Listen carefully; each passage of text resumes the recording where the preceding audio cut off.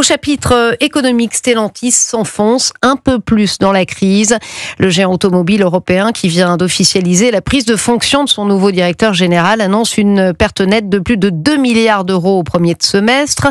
Les ventes continuent de baisser, les coûts de production augmentent et les droits de douane américains par-dessus n'arrangent rien, Baptiste Morin. 2 milliards 300 millions d'euros de pertes nettes au premier semestre, chute d'autant plus vertigineuse que sur les 6 premiers mois l'année dernière, Stellantis avait dégagé 5 milliards 600 millions d'euros de bénéfices. Le géant automobile aux 15 marques continue de souffrir sur le marché américain.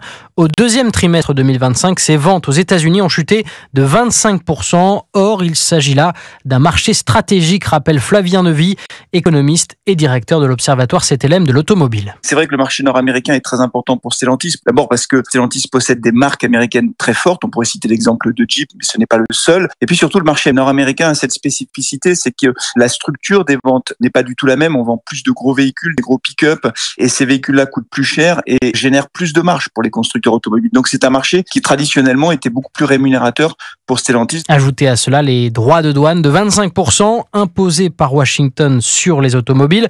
Stellantis chiffre d'ailleurs l'impact de cette mesure à 300 millions d'euros pour le seul premier semestre. Baptiste Morin du service économie d'Europe.